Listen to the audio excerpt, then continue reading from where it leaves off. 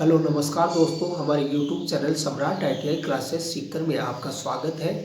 आज हम सीकर जिला भ्रमण के पार्ट 3 में सीकर जिले से संबंधित महत्वपूर्ण क्वेश्चन आंसर का अध्ययन करेंगे। दोस्तों आइए दोस्तों शुरू करते हैं सीकर जिले के महत्वपूर्ण क्वेश्चन आंसर।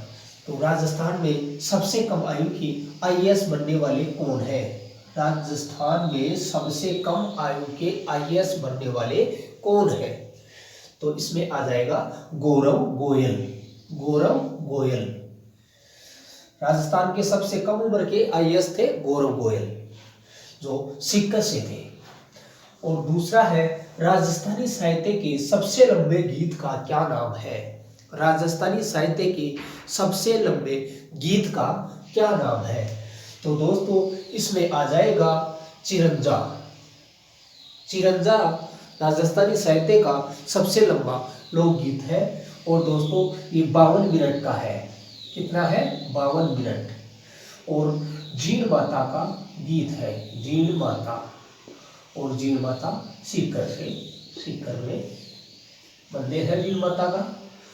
और दोस्तों आगे देखते हैं रजिया खत्री किस खेल से संबंधित है? रजिया खत्री किस खेल से संबंधित है? तो इसमें आ जाएगा सॉफ्टबॉल खिलाड़ी। सॉफ्टबॉल खिलाड़ी थे रजिया खत्री। और अगला है गणेश्वर सभ्यता भूवैज्ञानिकों के अनुसार कब विकसित हुई? भूवैज्ञानिकों के अनुसार गणेश्वर सभ्यता कब विकसित हुई? तो इसमें आ जाएगा 2800 ईसा पूर्व में। 2800 ईसा पूर्व में गणेश्वर सभ्यता विकसित हुई। और अगला है सीकर रियासत के अंतिम शासक कौन थे? सीकर रियासत के अंतिम शासक कौन थे? तो इसमें आ जाएगा राव राजा कल्याण सिंह। राव राजा कल्याण सिंह सीकर रियासत के अंतिम शासक थे। और दोस्तों इन्होंने बहुत जन कल्याणकारी कार्य भी करवाए हैं सीकर में। जैसे सीकर का घंटाघर है, सीकर का SK कॉलेज है, सीकर का SK हॉस्पिटल है। ये राव राजा कल्याण सिंह जी ने बनवाए थे।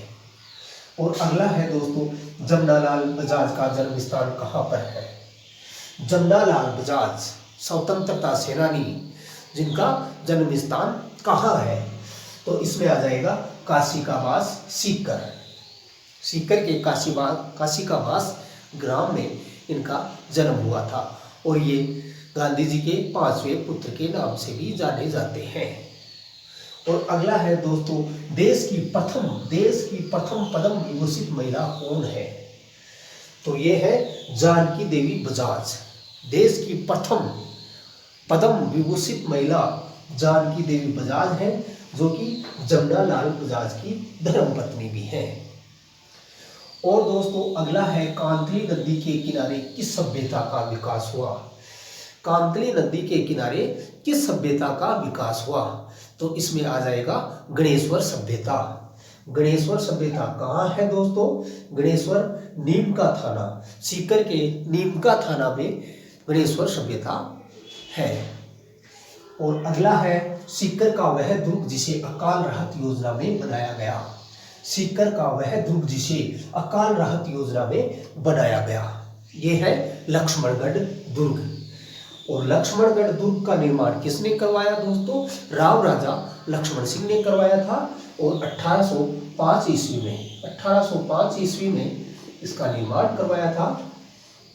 और अगला है दोस्तों खाटू श्याम का प्रसिद्ध मंदिर स्थित है। खाटू श्याम जी का प्रसिद्ध मंदिर कहाँ स्थित है? तो दोस्तों इसमें आ जाएगा रिंगस सीकर।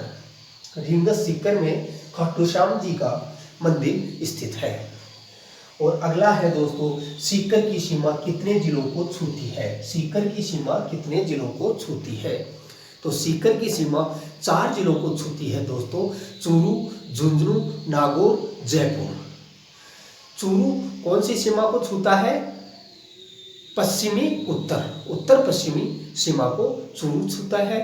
और सीकर की उत्तरी सीमा को झुंझुनू छूता है। और दक्षिणी पश्चिमी सीमा को नागौर छूता है। और पूर्वी और दक्षिणी पूर्वी सीमा को जयपुर छूता है दोस्तों। तो इसमें 4 जिले छूते हैं सीकर की सीमा को, चूरू, झुंझुनू, नागौर, जयपुर, ये हो गया। और दोस्तों अगला है सीकर जिले का क्षेत्रफल कितना है। सीकर जिले का क्षेत्रफल कितना है, इसमें आ जाएगा 7,742.43 वर्ग किलोमीटर।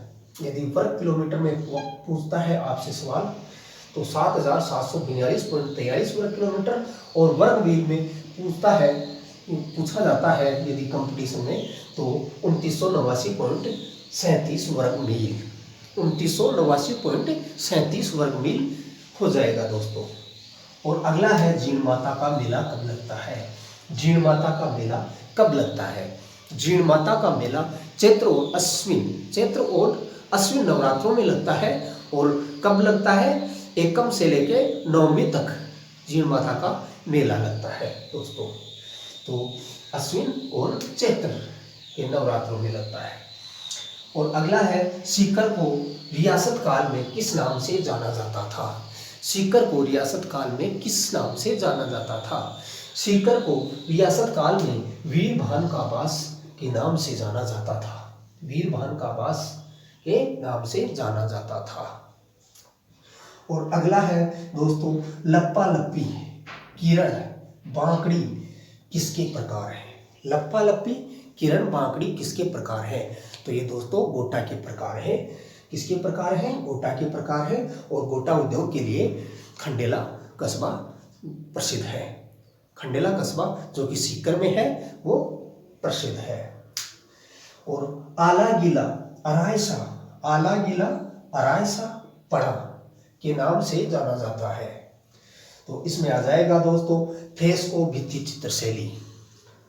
फ्रेस्को भित्ति चित्र शैली को अरायसा, आलागिला और पड़ा के नाम से भी जाना जाता है, जो कि शेखावाटी की हवेलियों में मुख्यतः ये चित्र शैली देखी जाती है। फ्रेस्को भित्ति चित्र शैली शेखावाटी की हवेलियों पर देखी जाती है। और अगला है दोस्तों राज्य में पाइराइट के भंडार पाए जाते हैं। राज्य में पाइराइट के भंडार कहाँ पाए जाते हैं, तो इसमें आ जाएगा सलेदीपुरा। और सलेदीपुरा कहाँ है, सीकर में। सीकर के सलेदीपुरा में पाइराइट के भंडार पाए जाते हैं। और अगला है सीकर जिले की 1987 की वह घटना जो पूरे देश में सुर्खियों में रही। सीकर की 1987 की वह घटना जो पूरे देश में सुर्खियों में रही, तो इसमें आ जाएगा दीवराणा का सतीकांड। 1987 में दीवराणा में सतीकांड हुआ था जो पूरे देश में सुर्खियों में रहा था दोस्तों। और ये सतीकांड होने के बाद में राजस्थान में सती एक्ट लाया गया, राजस्थान सती अधिनियम लाया गया था। तो इसमें यदि एक्ट का सवाल आता है तो भी 1987 हो जाएगा, और दीवराणा कांड भी 1987 में ही हुआ था। तो दोस्तों आज के इस आर्टिकल में हमने सीकर जिला भ्रमण किया, उसमें अपन ने महत्वपूर्ण क्वेश्चन आंसर के सवाल जवाब किए। तो दोस्तों